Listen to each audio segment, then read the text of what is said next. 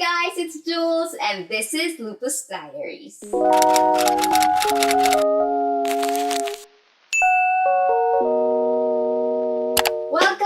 Welcome back to our channel.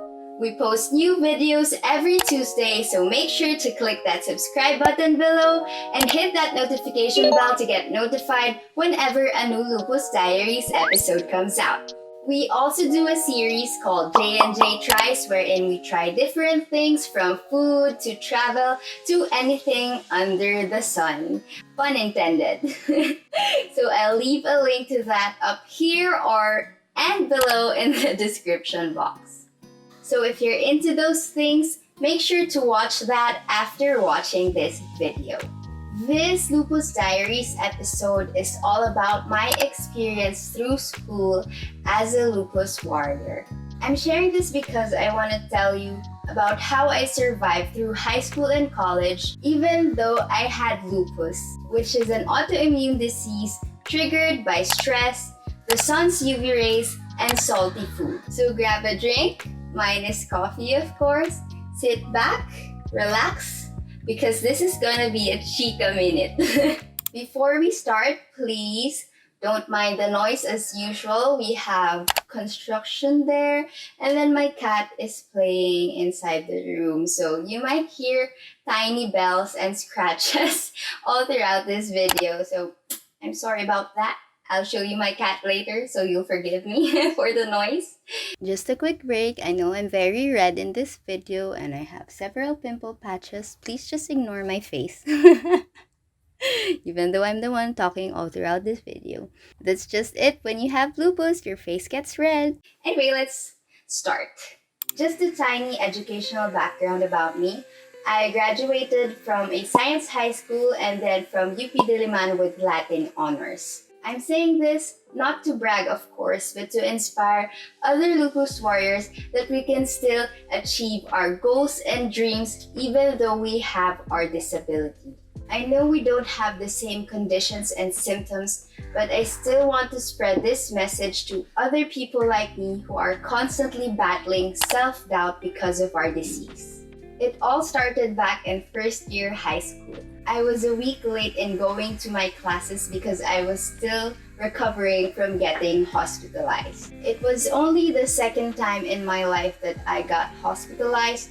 The first time was back in primary school. I got UTI. And the second one was, lo and behold, of course, lupus.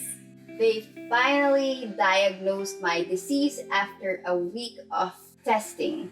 Like, tusok my arm, you know. I stayed a total of 2 weeks in the hospital and another week at home to recover. So there's my cat. There's my cat. Please don't tap on my coffee. When I finally went to school, everybody already knew each other. Of course, I was a week late. So everybody was already friends. And aside from that, I was required to wear a mask because of course my immune system was quite vulnerable that time. They also had to announce who I was in front of the class and why I was a week late. So from the get-go, I had been distinguished as someone who was not normal and different. And at that time, I was also losing my hair and I wore big headbands to school to cover my exposed scalp. Studying in a science high school meant that everything was more fast-paced. Well, that's how it was for me since I was absent and I had to catch up real quick with the other people. Despite this, I was able to be in the top 5 during the first quarter. High school was the time I discovered the power of checklists. When you have lupus, you also have brain fog, and I've said this multiple times in multiple videos.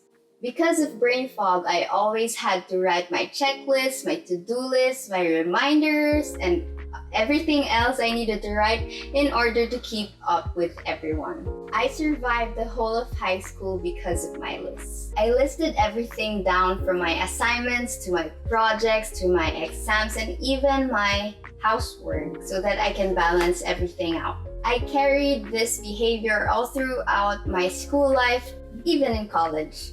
In high school, we had a lot of extracurricular activities like yung mga sayaw-sayaw, kanta-kanta during Filipino month and English month. And of course, there were a lot of practice sessions. And since most of these practice sessions happened after school hours, I only chose the ones I needed to go to because I needed to get my rest as well so that I don't get sick. And whenever the sun was involved in these activities, it's either I don't join them or todo-todo yung sunblock, yung cap, yung jacket, yung payong para makasali ako. There were a lot of activities I wasn't able to join, but there were also a lot that I was able to enjoy. It was also thanks to the people who cared for me. They watched over me and made sure that I didn't overexert myself. Fast forward to my first college experience. I fell in line for 8 hours straight just to get my subjects. I almost passed out because of hunger and thirst. Wala akong dalang tubig, tsaka pagkain. Good thing my brother was there to give me food and water.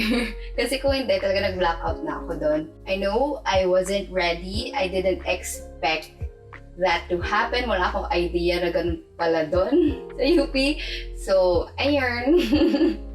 During the first day of classes, I was scared and panicked because it was difficult for me to memorize the area. I was scared of getting lost from moving building to building, class to class.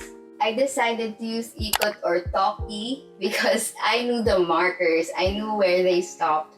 But walking was not an option because I'm just gonna get lost. And getting lost meant walking more, which was bad for me because UP is very open, which means there are a lot of UV rays present.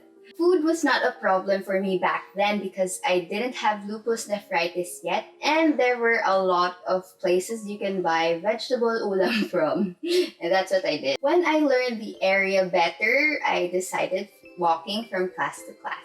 Of course, I needed my sunblock, my cap, my jacket, my payong every day. I always had an umbrella in my bag. It was very essential to me back then.